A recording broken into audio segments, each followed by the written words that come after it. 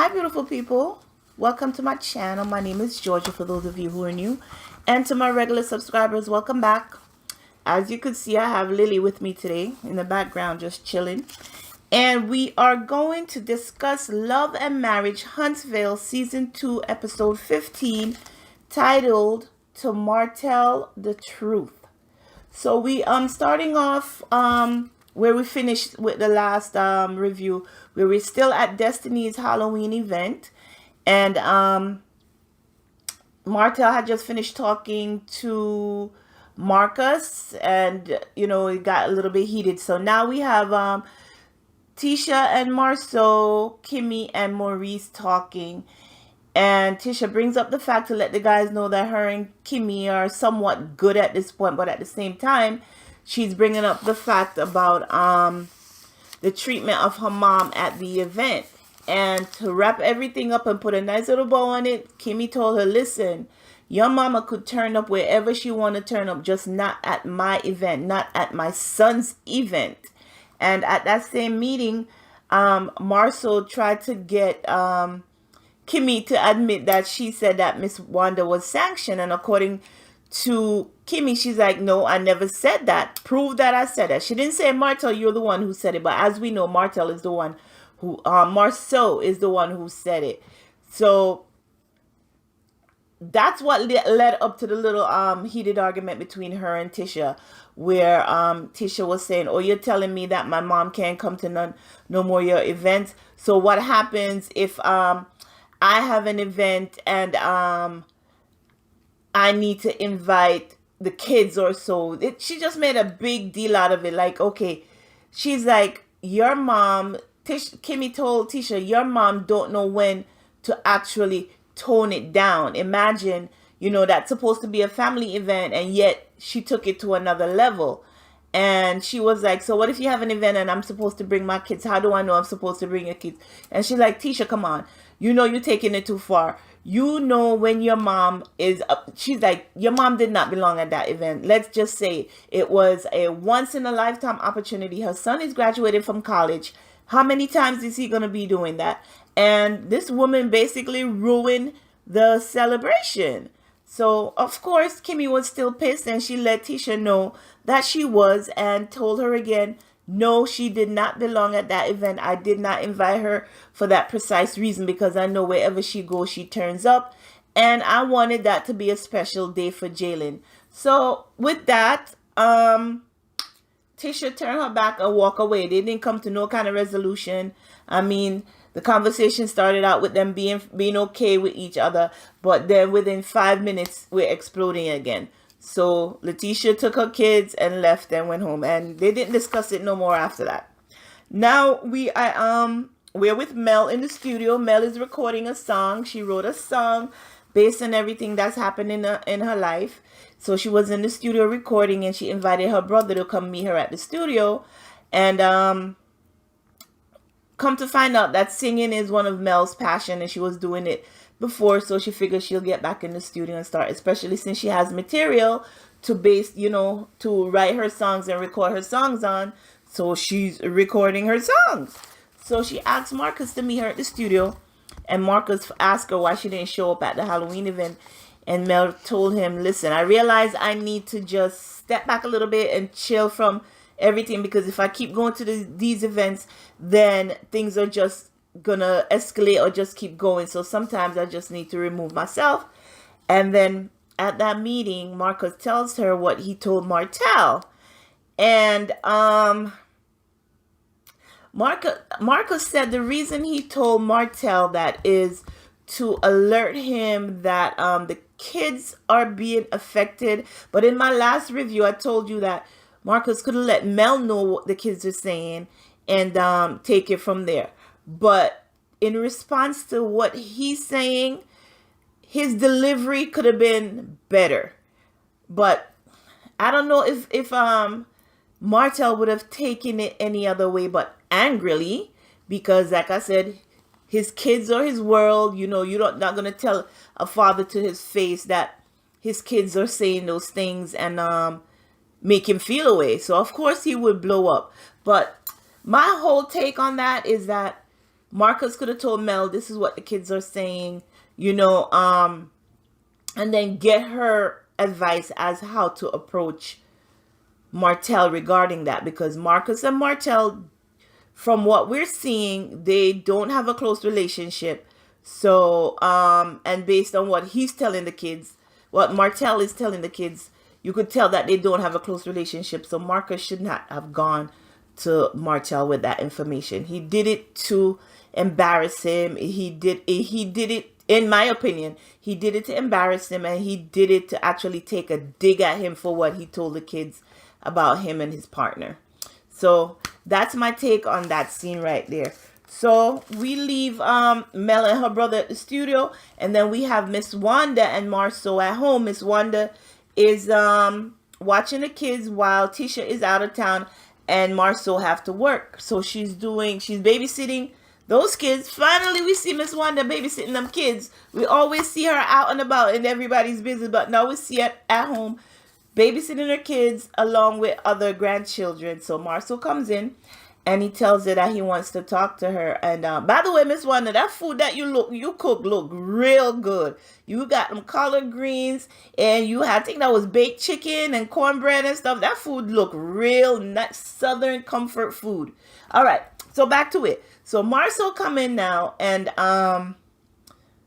he's telling her that he talked to Kimmie and about what Kimmie said. First of all, he talked to her about what happened at the celebration for Jalen and told her that she was out of pocket for the way she behaved. And Kimmie was pretty upset. So Miss Wanda's like, Kimmie didn't hear the full conversation because she wasn't right there next to me and Martell. Martell called me out of my name, and if I had to do it all again, then I would do it. But then Marsau told her that because of what happened, Kimmie is you're sanctioned from events. And Miss Wanda's like, what does that mean? So he goes in and he explains to her that, basically you won't be invited to every single family event. They're going to be careful of what they invite you to. And you could tell she was hurt by that. She had a hurt look on her face. But Miss Wanda took it well, and she told Marsau that, it's whatever it is, but I'm going to stand up for myself. I'm not going to let anybody talk to me anyway. And no matter where it's going down, that's where it's going to go down. She told him, listen, you don't need to defend me. I could take care of myself. You're going to see what did she say? Either a strong black woman or a real woman. You're going to see how a real woman handles herself. So Marsau's like, all right, just to let you know, your behavior is affecting the relationship with Tisha and the other people. And it seems that, every event or most of the events that Tisha goes to, she invites you, and it turns out to be bad. So going forward, if you're not invited to certain events, don't take offense to it. So Miss Wanda left him sitting there at the table and went upstairs to go check on her grandkids. All right, now we have the guys planning for their camping trip. Remember last week, or in last episode, Cedarric, is it Cedarric or yes, Cedarric reminded the guys that it's time for their annual camping trip. So now they're going shopping for their gear for the camping trip. So they get to the shop where they're buying all the gear, and Kimmie says she's coming along to make sure that Maurice don't spend more than he need to for one night of camping. So Kimmie goes along, and then Martell takes the opportunity to apologize for Kimmie as far as what happened at her event. She took his apology well, and because I don't think she blamed him for anything that happened. Of course, she put all the blame on Miss Wanda, but he told her that he was sorry about it, and that the divorce is taking a toll on him and on the children and so on and so forth. But Kimmie listened, but Kimmie is not going to take on that burden right now, because as you know, Kimmie is an essential worker. Her daily activities is to solve problems while she's at the hospital. She don't need to come on and take on anybody else's personal problems.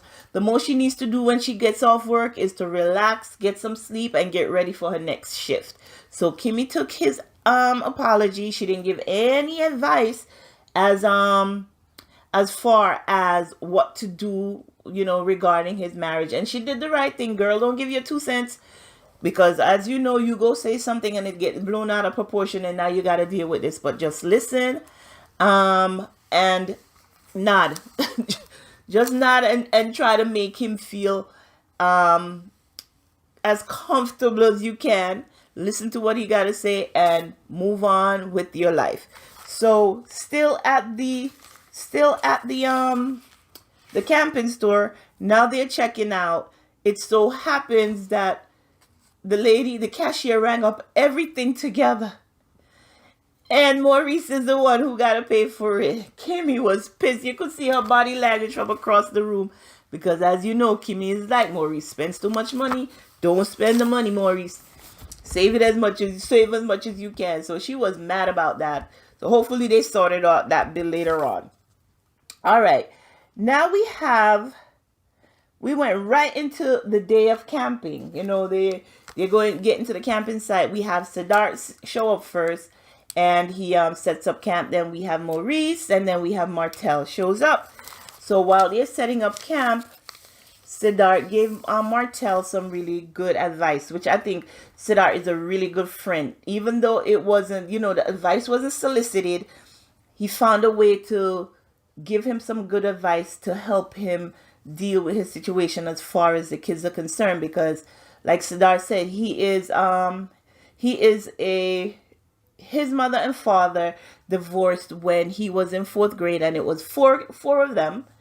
He and his brother were old, and he had 2 other siblings that were younger. So it didn't impact the younger siblings much because they were really, really young. And but him and his brother, it impacted them a lot. So he's letting Martell know, listen, make sure that you focus on your kids. Watch to see their behavior. If you see them acting out, if you know that they're acting different than what you know them to be, just pay attention to that.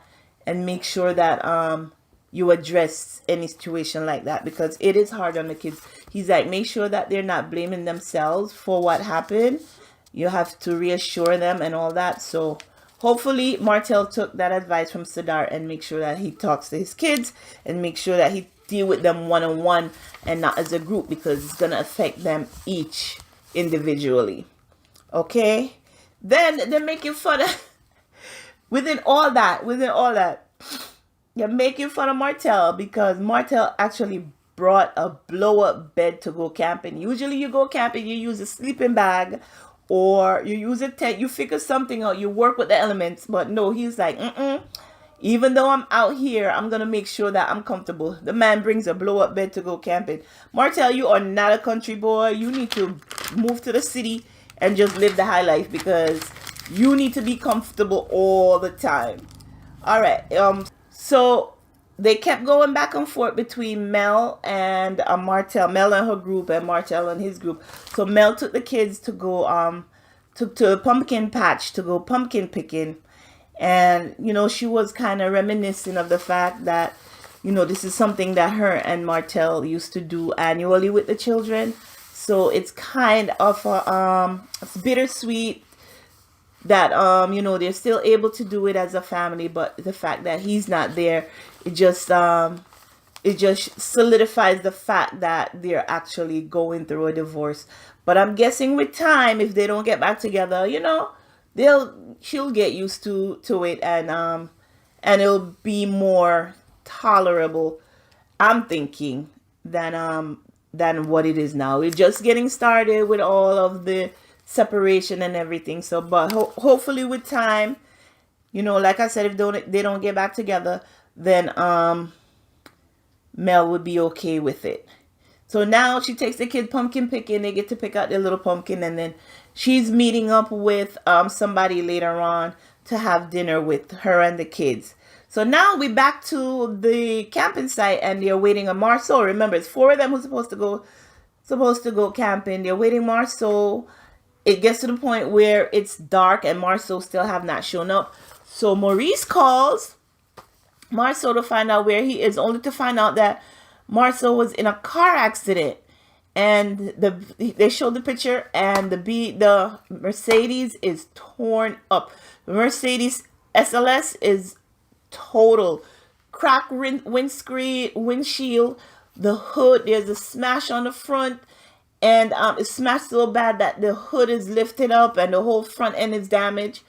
So looking from the pictures that we saw, that car I'm sure was total. There's no way that Mercedes is gonna spend the money and time to fix that. They're just gonna write that off and then, move on and actually probably just get another vehicle. So, but Marsau was okay. He just said he had a little bit of pain in his neck, but he wasn't gonna end up going camping. He was gonna get somebody to come get him from where he was and go back home. So I'm sorry to hear that he was in a car accident. I'm glad to hear that he's okay, but it's unfortunate that happened to him. So the guys are they're still gonna go ahead with the camping because they're already there. Just get through the night. Now Cedarric and Maurice get to talking to Martell, and I believe it was Cedarric who asked him, listen, I'm hearing about all this thing in the media about you having a child on the way, and I'm saying to myself, there's no way that Martell could have a child on the way and not tell me about it. So Martell takes some time, but he actually admitted to both guys that yes, he has a child on the way, and he tells them, make sure that you don't, I'm gonna count on you not to tell anybody. And of course the guys were like, of course I'm not gonna tell nobody. And then there was at one point where they were having a conversation, and Martell just let it roll off his tongue like, oh, you sound like my wife. Something about chili on the hot dog. He's like, you sound like my wife. If she says it, then that makes it so. And then Maurice was Maurice was like, man, that sounds good to hear you say my wife. Does that mean that you think you can reconcile? And Martell thought about it for a while. This was before he actually admitted to have a baby on the way. He thought about it for a while. He's like, the one thing I do is I miss my family, the family time that we had together. And then we see pictures flash on the screen as far as when, they're putting the kids to bed and they pray together and they actually have family events and stuff like that.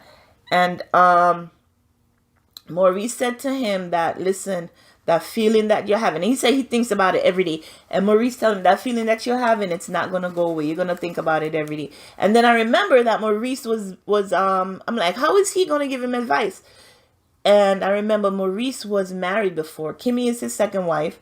He was married before to Monster's mom, and I believe Monster's mom cheated on him. That's why they got a divorce. So that's why I'm like, okay, he could give advice because he's been through this.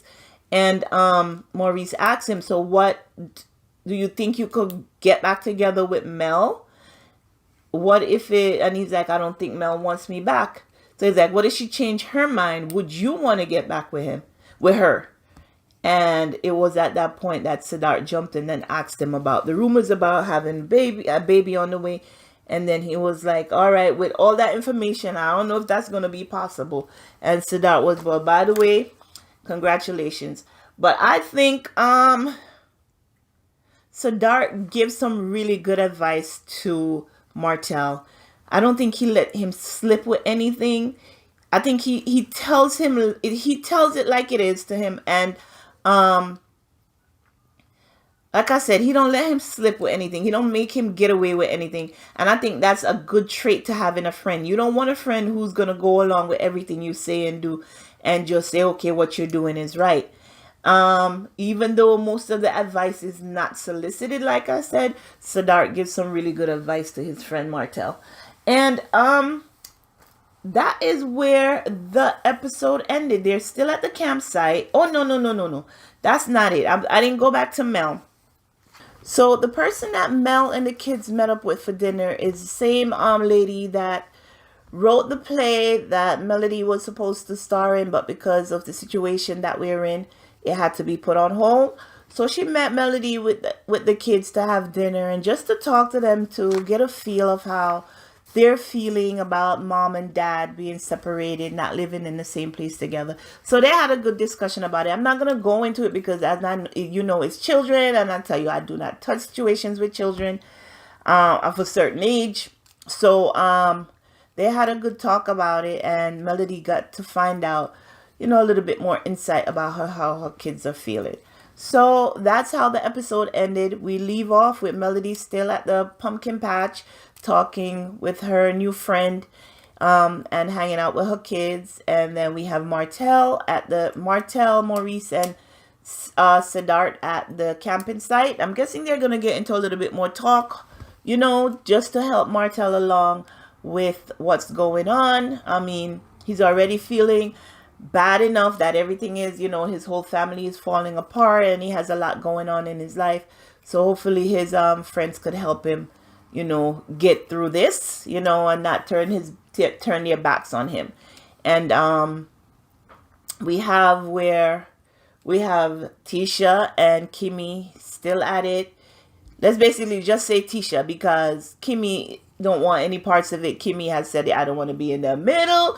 I've said and done everything I have to do. Let me focus on my family and getting my stuff together. You guys do you. But Tisha is not having it. She's still coming at Kimmie, for Kimmie to have loyalty. And let's see what the next episode brings. I saw a preview of it. Let me see. It seems like we're trying to bring the ladies together again. I'm not sure who did that event, but we're trying to bring the ladies together again. And we have Marsau and Maurice talking, because when they were in the camping store, they tried to have a conversation, and it got interrupted. So let's see if they continue that, and let's see what happened with the 47 acres as we move forward, because that is a big project. And initially, when this actual show started, that's what everything was based on, them coming together as a group and rebuilding and getting things going. So let's see what happens next week regarding that. So that is my recap and my review of Love and Marriage Huntsville season 2 episode 15. My notes, episode 15, titled to Martell the Truth. So like I said, thank you for watching, guys. I hope you like my review. If you do, give it a thumbs up and subscribe to the channel.